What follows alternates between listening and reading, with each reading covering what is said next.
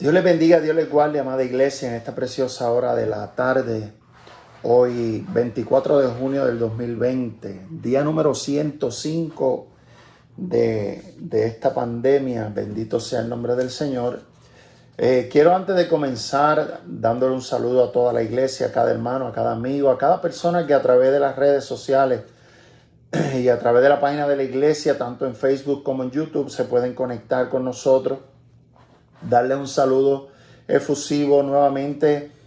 Mis felicitaciones a cada uno de los graduandos, a cada uno de los muchachos que se están graduando este año, que ha sido un año desde que comenzó o desde un poquito antes de que comenzara, diferente, distinto, duro, difícil.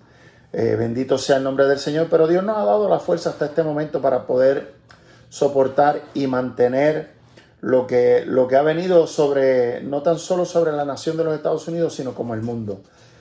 Mi amado, quiero también anunciarles, yo no sé si ustedes están siguiendo las noticias, pero yo sí estoy siguiendo de cerca, bastante de cerca, lo que son las noticias tanto de la nación como lo que es aquí en Charlotte, lo que es el county de Mecklenburg. Yo quiero que usted vaya teniendo una información para que usted entienda qué es lo que va a estar pasando a continuación.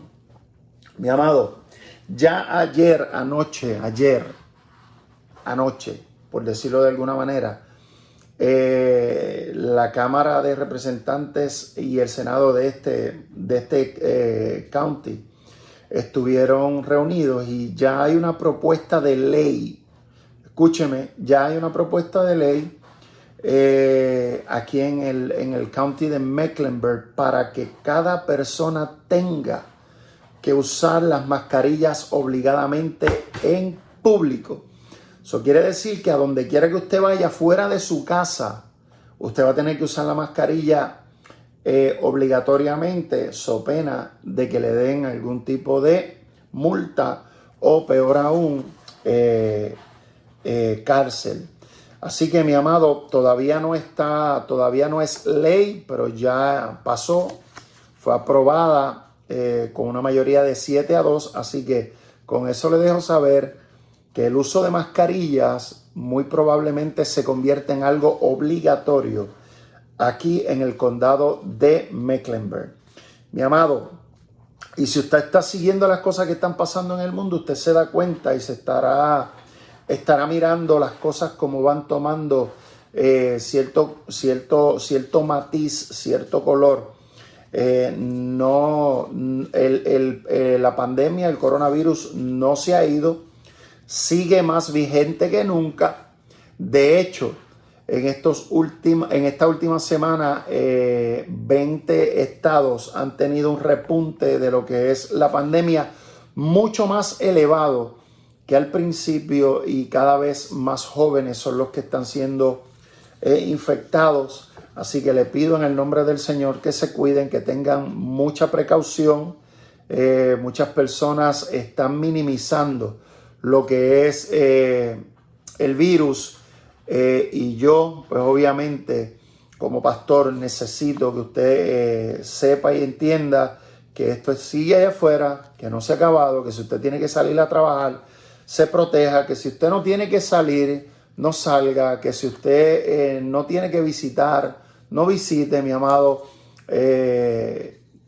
Uno no sabe dónde uno va a tomar, o uno puede quedar contagiado. Varias personas de la iglesia esta semana se han comunicado para hablar sobre esto mismo, sobre cómo han quedado, infectados. Y tenemos varias personas de la iglesia infectadas, así que le pido en el nombre del Señor que usted tome las medidas que necesita, que usted sea prudente en la forma en la que usted hace las cosas para que no tengamos ningún tipo de situación más difícil. Gloria al nombre del Señor. Así que con esto, ya habiendo dicho esto, quiero comenzar a hablar la palabra. Anoche, mientras clamaba y mientras oraba, el Señor ponía en mi corazón que compartiera con ustedes unos versículos de la palabra En el libro de Hebreos, de esto le estuve hablando a los jóvenes hace 2 viernes atrás, de esto le estuve hablando a los jóvenes, y anoche el Señor ponía en mi corazón que es importante poner esta palabra en los oídos y en el corazón de cada uno de ustedes. Así que yo le invito a cada uno de ustedes a que en esta hora vaya rapidito al libro de Hebreos. Lo voy a hacer en 2 secciones. La primera parte la voy a dar hoy y la segunda parte la voy a dar el viernes. No sé si me tome un poquitito más, pero es un estudio de la palabra que el Señor me permitió desarrollar para los jóvenes. Hace 2 viernes le estuve dando a ellos, se lo di en 2 secciones a ellos. Gloria al nombre de Jesús. Y quiero compartirlo con la iglesia. Quiero que usted entienda y usted comprenda ciertas cosas de la palabra del Señor que Dios ha puesto en mi corazón. Para la iglesia, bendito Dios. Libro de Hebreos, capítulo 9, versículo 3, versículo 4. Dice la palabra en el nombre del Padre, del Hijo y del Espíritu Santo. Dice: tras el segundo velo estaba la parte del tabernáculo llamada el lugar santísimo, el cual tenía un incensario de oro y el arca del pacto cubierta de oro por todas partes, en la que estaba una urna de oro que contenía el maná, la vara de Aarón que reverdeció y las tablas del pacto.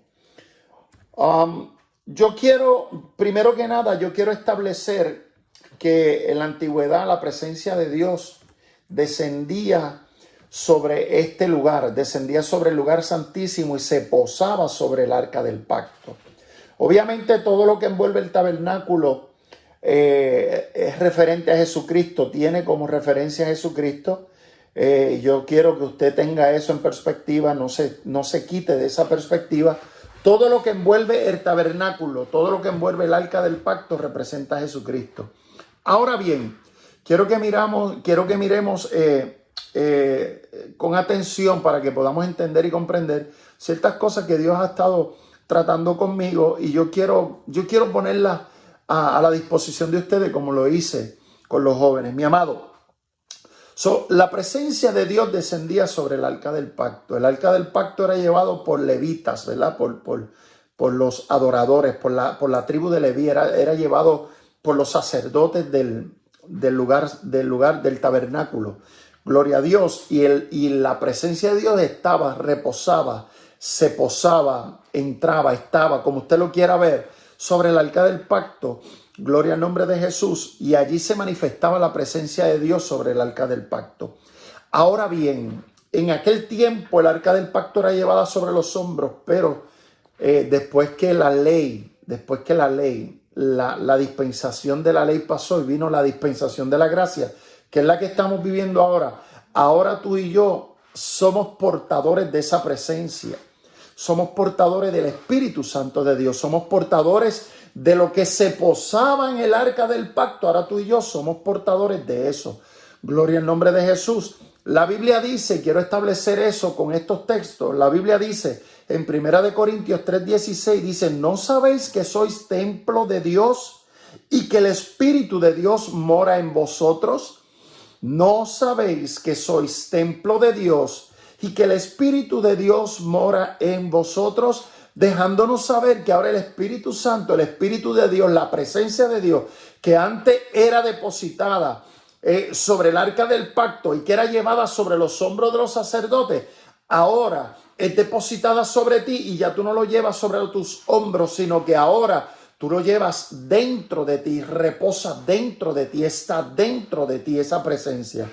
Gloria al nombre de Jesús. Ahora bien, la pregunta de Pablo a los corintios es: ¿no sabéis que sois templo de Dios y que el Espíritu de Dios mora en vosotros? ¿Qué quiere decir esto? Quiere decir que para los corintios era algo que no estaba del tanto revelado, o que ellos ignoraban. Ellos ignoraban que ahora ellos eran el templo, era el lugar donde la presencia de Dios estaba. Somos templo, y que el Espíritu de Dios, la presencia, lo que ellos veían descender antes sobre el templo, ahora mora en vosotros, dice Pablo. Ahora mora, ahora está en ustedes, se estableció en ustedes, hizo lugar, hizo casa en ustedes. Gloria al nombre del Señor. Con esto en mente, cada vez que tú vayas a hacer algo, recuerda que tú eres templo y que dentro de ese templo que tú eres, tú cargas la presencia de Dios como si tú fueras un sacerdote. Gloria al nombre de Jesús. Esto es bien necesario e importante. La Biblia entonces manifiesta en el libro de 2 de Corintios 3:3, si quiero establecer ciertos puntos, dice, siendo manifiesto que sois carta de Cristo, expedida por nosotros, escrita no con tinta, sino con el Espíritu de Dios vivo, no en tablas de piedra, sino en las tablas del corazón. Quiere decir que ahora lo que antes estaba manifiesto literalmente en tablas, ahora está explícitamente puesto por Dios a través de su Espíritu Santo que mora en ti, en nosotros, ahora está escrita en las tablas de nuestro corazón. Hebreos 10:16 dice, este es el pacto que haré con ellos después de aquellos días, dice el Señor. Pondré mis leyes en sus corazones y en sus mentes las escribiré.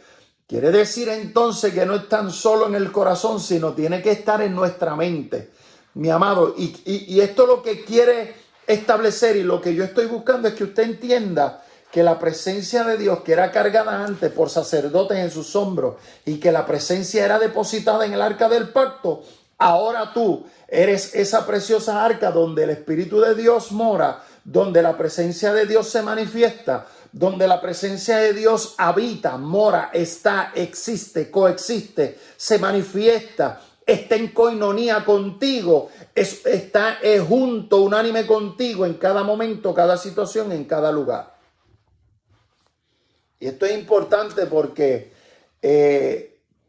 nosotros en medio de lo que estamos viviendo a veces decidimos y miramos cosas pensando en lo que nosotros creemos, pensamos, analizamos en nuestras maneras de elaborar nuestros pensamientos. Hace mucho tiempo atrás yo dije del altar en una predicación que hay gente que sigue en el evangelio según ellos.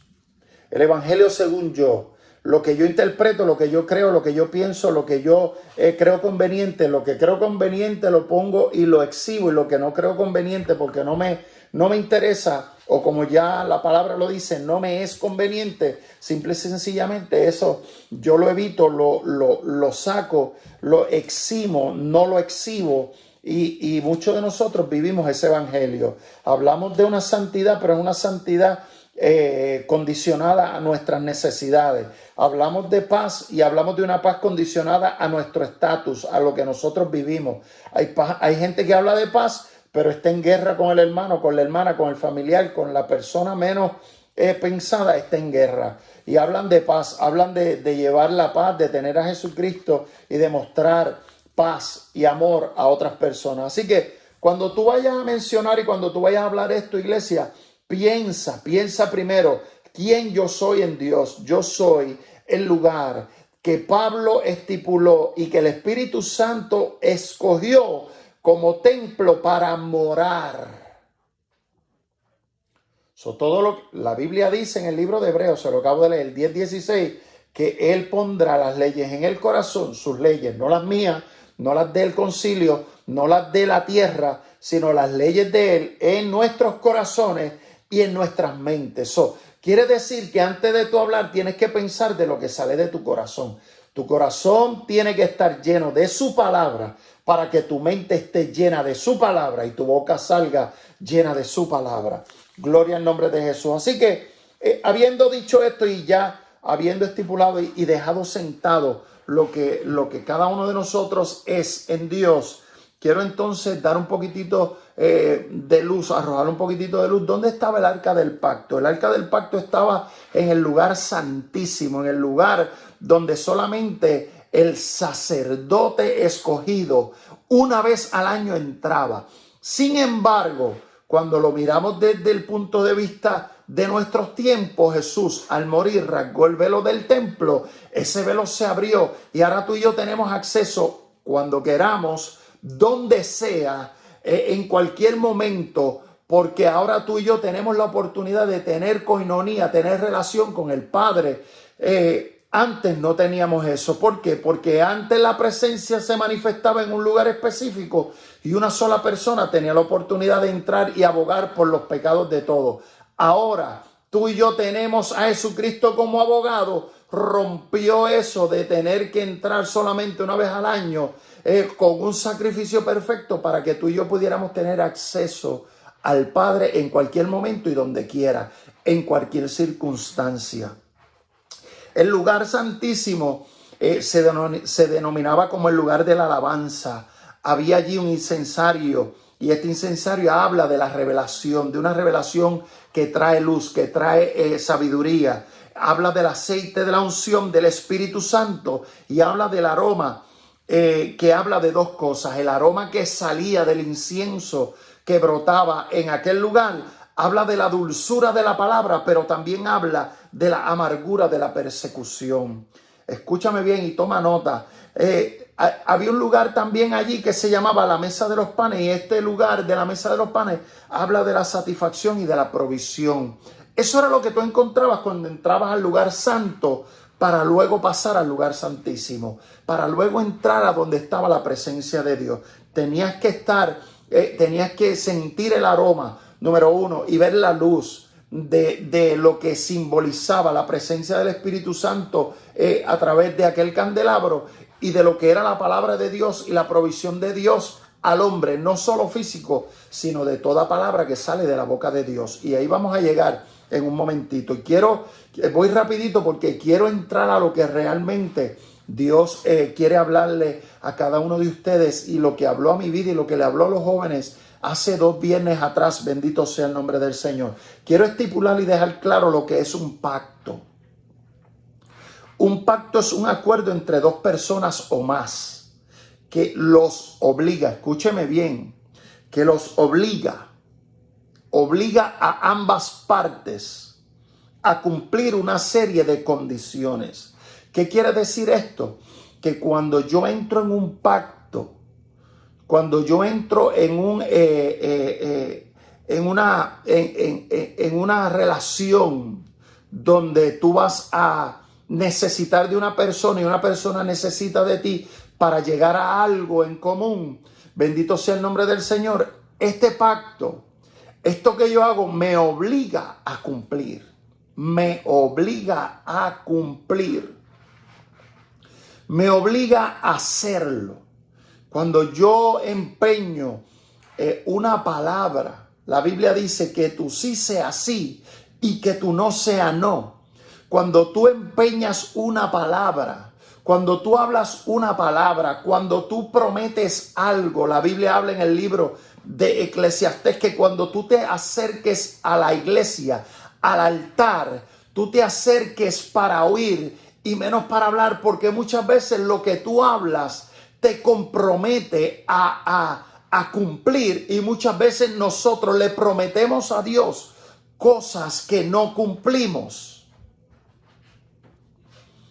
Entonces un pacto es un acuerdo. Tú llegaste a un acuerdo con Dios para hacer algo. Por ende, ese acuerdo te mete en el pacto y el pacto, mi amado, por el contrario de un contrato que puede romperse, un pacto no se puede romper. Tú tienes que hacer lo que dijiste que ibas a hacer.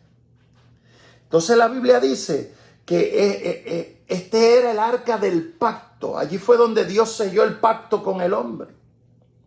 Gloria a Dios. Entró en un acuerdo.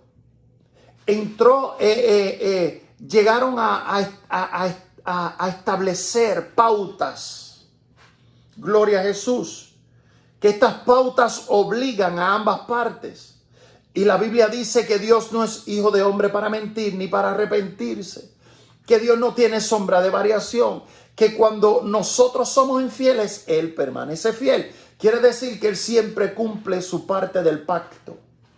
Él siempre cumple la parte que le corresponde a Él. Nosotros somos los que incumplimos, nosotros somos los que rompemos, nosotros somos los que tratamos de zafarnos, nosotros somos los que de alguna manera u otra tratamos de evitar cumplir las exigencias del pacto. Gloria a Dios. Ahora, la Biblia también dice que esta arca estaba cubierta de oro. Esto habla de la excelencia, de la realeza que tú y yo somos. Esto habla de que el oro simboliza la realeza, el oro simboliza la excelencia. Quiere decir que este pacto está sobre la excelencia, está sobre la realeza, descansa sobre lo que Dios ha hecho entre tú y yo. Dios nos ha hecho sacerdotes, linaje escogido, real sacerdocio, pueblo adquirido por Dios, nación santa. Quiere decir que el pacto de Dios está establecido sobre gente que tiene las características de Él. Dice que estaba metido en una urna y esta urna tenía en su interior, una urna de oro, tenía en su interior tres cosas. Tenía tres cosas y de esas tres cosas es que le quiero hablar en esta hora. Gloria al nombre de Jesús. Lo primero que quiero hablarle es que la Biblia estipula en el libro de Hebreos capítulo 9 versículo 4 que dentro de esta urna contenía lo que era el maná. El maná tipo de Cristo. Pero yo quiero mostrártelo de una manera todavía un poquitito más retante. Porque pudiéramos pensar, es tipo de Cristo, no tiene nada que ver conmigo. Pues te equivocas. Porque la Biblia estipula en lo que leímos anteriormente, o la Biblia nos enseña en lo que leímos anteriormente, que tú y yo somos templo de Dios y dentro de nosotros mora el Espíritu de Dios. Eso quiere decir que todo lo que envuelve, todo lo que evoca, todo lo que menciona, lo que es el tabernáculo, dentro del templo, nos habla de la presencia de Dios dentro de nosotros. Así que todo lo que había dentro de este arca del pacto también tiene que estar dentro de ti. Y la Biblia dice que una de las cosas que había era el maná. Deuteronomio 8, capítulo 8, versículo 3 dice: y te afligió, y te hizo tener hambre, y te sustentó con maná, comida que no conocías tú, ni tus padres la habían conocido, para hacerte saber que no solo de pan vivirá el hombre, mas de todo lo que sale de la boca de Dios. Esto es tremendo. Esto es tremendo. Escúchame bien lo que dice. Dice que Dios llevó al pueblo de Israel y le dio de comer, le dio de comer, le dio de comer un alimento que el hombre en ese momento desconocía por completo. Un alimento que el pueblo de Israel desconocía. No sabían que existía. Escúchenme. La palabra dice que el Señor le dijo a Moisés: he aquí, yo os haré llover pan del cielo. Y yo quiero ser bien específico con esto, porque esto es una promesa extraordinaria, esto es una promesa tremenda. El pan obviamente no cae del cielo. El pan normalmente no llueve lascas de pan, llueve agua. Pero Dios le dijo al pueblo, Dios le dijo a Moisés: yo os haré llover pan del cielo. Esta promesa de Dios nos habla de que Él proveerá de una manera inesperada. Qué lindo es cuando Dios nos provee de una manera inesperada, ¿verdad que sí? Nos provee ese maná, nos provee ese alimento de una manera inesperada. Esto nos recuerda, mi amado, que Dios puede proveer recursos que nosotros no sabíamos que existían. Algunas veces Dios provee por situaciones lógicas. Algunas veces Dios provee por medio de situaciones que tú y yo entendemos. Algunas veces Dios provee de diferentes maneras que tú y yo las podemos lógicamente analizar y decimos, esto es lógico que pasara. Pero hay veces que Dios nos provee a través de recursos que tú y yo no conocemos, que tú y yo desconocíamos, que tú y yo ni sabíamos. Y esto es necesario entenderlo. Porque cuando Dios nos habla de maná, tenemos automáticamente, conectamos esto, el maná lo asociamos con lo que es provisión. Hablamos de maná y pensamos en provisión. Hablamos de maná y pensamos en pan. Hablamos de maná y pensamos en Dios va a proveer.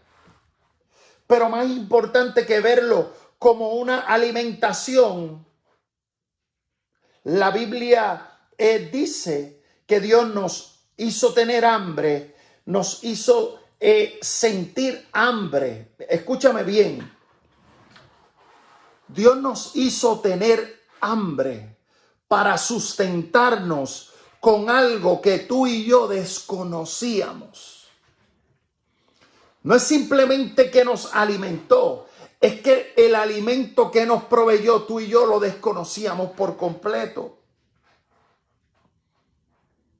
Para que nosotros entendamos que nuestra fuerza nos van a dar ciertas cosas, pero realmente quien hace la parte pesada, quien hace la parte difícil es Dios, alimentándote y sustentándote con algo, con fuerzas que tú desconocías que tú tenías. Y aquí va la expresión más poderosa del texto, cuando dice, más de todo lo que sale de la boca de Dios vivirá el hombre. O sea, de todo lo que provee Dios a través de lo desconocido, de todo lo que sale de Él. Él dice, se hace, y tú y yo pensamos que es imposible. Y de lo imposible, de lo que tú y yo creemos que no puede ser, de ahí Dios alimenta, de ahí Dios sustenta, para que tú sepas que no son tus fuerzas, sino son las de Él.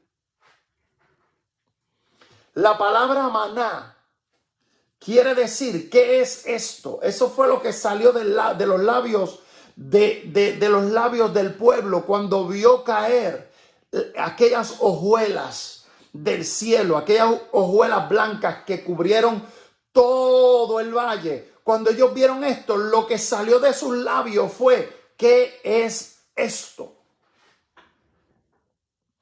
Nunca lo habían visto. Nunca se había manifestado esto en el pueblo de Dios. Nunca antes ellos habían visto cómo caía del cielo esto. Y lo que salió de los labios del pueblo fue la expresión, ¿qué es esto? Todo lo que Dios produce que tú no conoces es lo que provoca la misma reacción. Decir, ¿qué es esto?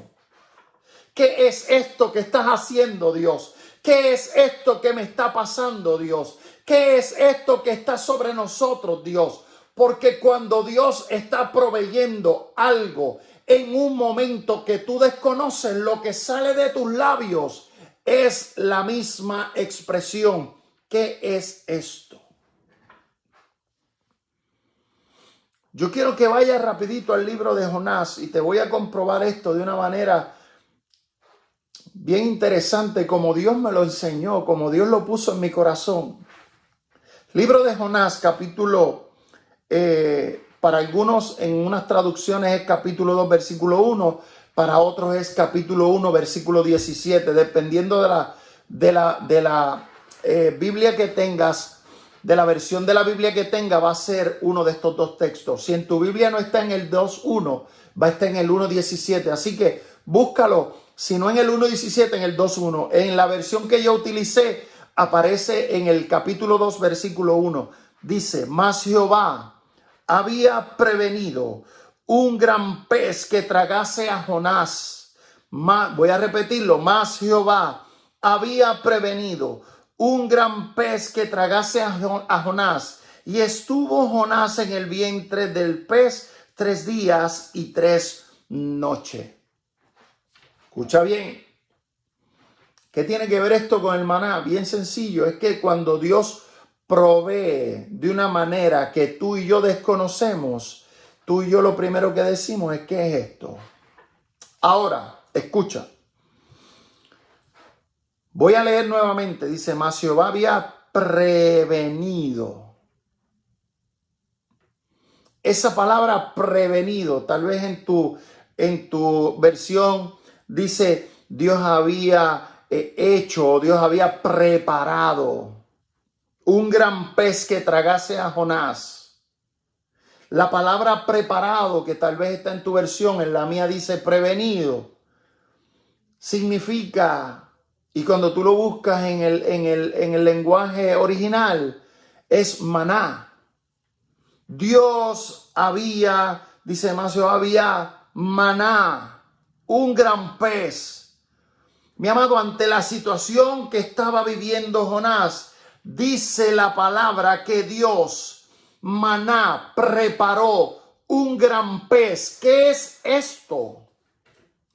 Dios pudo haber hecho que se calmara el mar. Dios pudo haber hecho que la tormenta cesara y que aquellos hombres depositaran a Jonás. Lógicamente, Dios pudo haber hecho algo lógico para transportar a Jonás del lugar donde estaba en aquella embarcación nuevamente a Nínive. Pero Dios preparó un momento específico, sustentó el momento, le dio vida al momento con algo que Jonás, ni tú ni yo hubiéramos pensado jamás. Dios preparó un gran pez, Dios preparó una situación que está fuera de mi entendimiento para que yo comprenda que quien me está llevando no son mis fuerzas, sino que es el mismo Dios.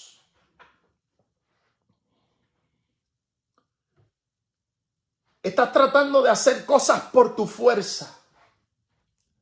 Estás tratando de hacer cosas por lo que tú quieres, por lo que tú piensas, por lo que tú has pensado, has analizado. Sin embargo, Dios te está diciendo ahora que lo que está rodeándote es un momento que Dios ha preparado para que tú sepas identificar que no son tus fuerzas, es Él el que lo va a llevar a cabo.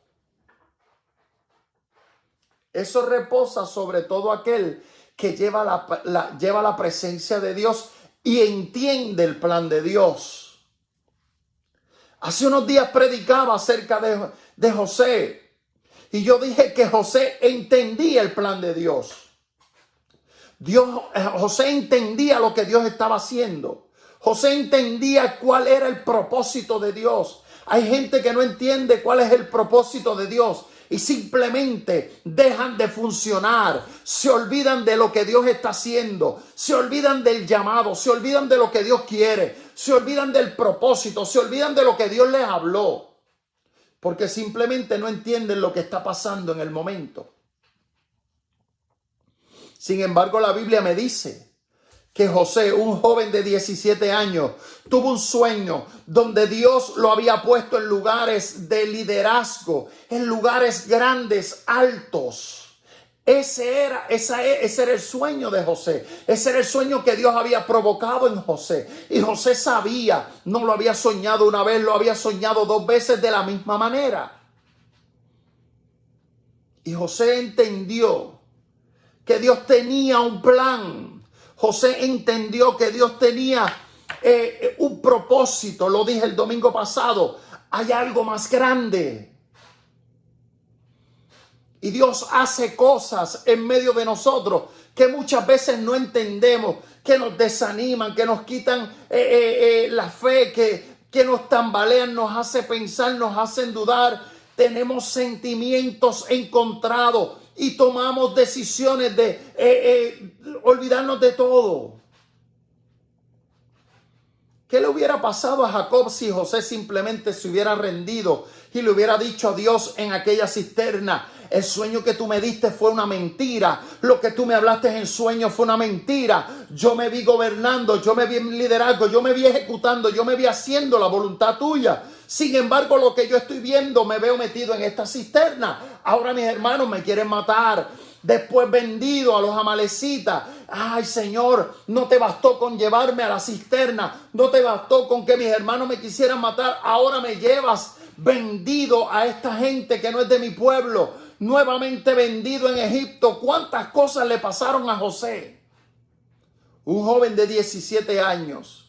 Porque entender el plan o el propósito de Dios no tiene nada que ver, y lo voy a repetir, no tiene nada que ver con conocer los datos específicos y los detalles, sino con saber que muchas veces Dios crea una tormenta para proveer maná, para proveer algo que tú desconoces. Para que tú sepas que Dios está contigo en medio de lo que está ocurriendo. No podemos dar culto en la iglesia. No te desesperes. No podemos servirle a Dios dentro de cuatro paredes.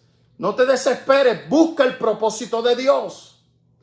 ¿Por qué Dios está provocando esto? ¿Por qué Dios está permitiendo esto? Es que algo más grande va a acontecer. Y el Señor quiere que sepa que no es con la fuerza del hombre, no es cuando el hombre diga. Es cuando Él provoque, produzca el alimento que tú y yo desconocemos. ¿Cargas tú la presencia de Dios como cargaba el pueblo de Israel? El arca del pacto, ¿eres tú templo del Espíritu Santo de Dios?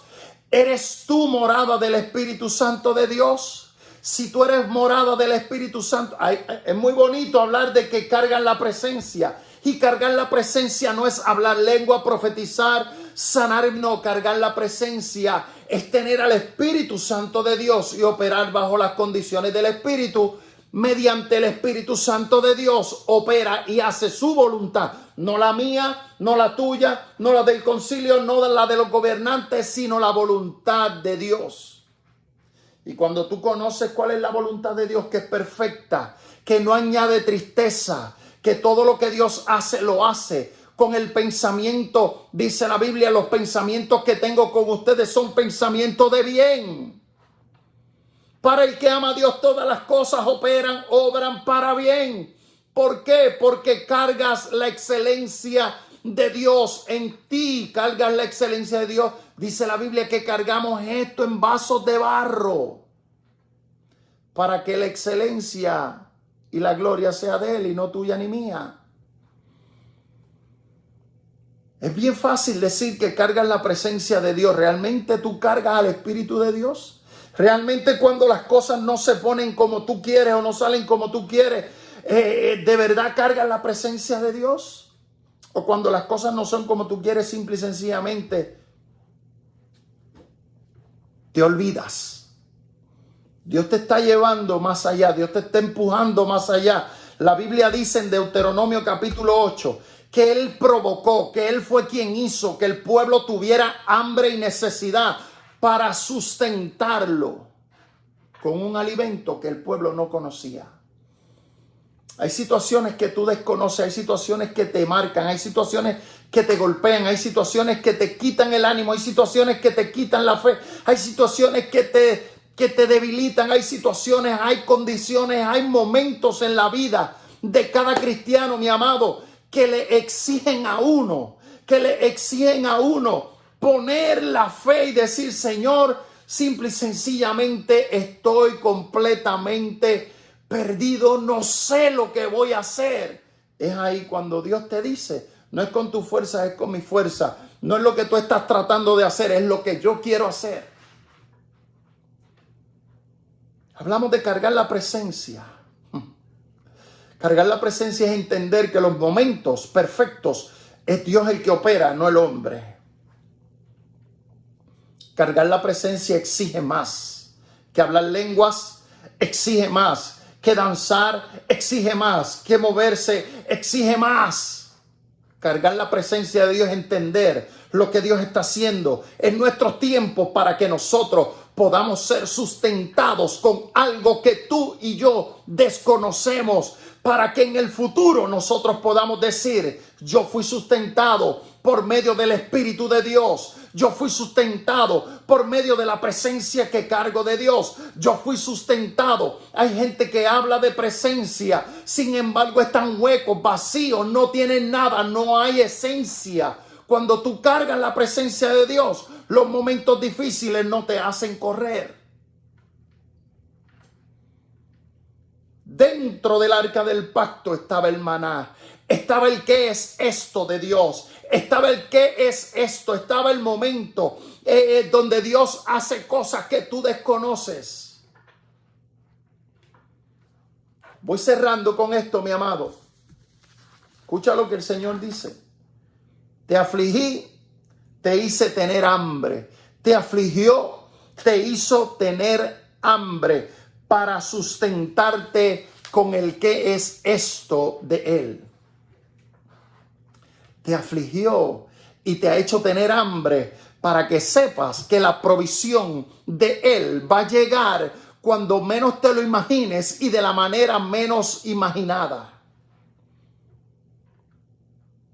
Cargar la presencia de Dios te somete a seguir adelante porque hay un pacto, porque hay una obligación, porque Dios te está diciendo: yo voy a cumplir mi parte bajo las condiciones que yo mismo fui quien las puse. No las pusiste tú y yo no le pusimos condiciones a Dios.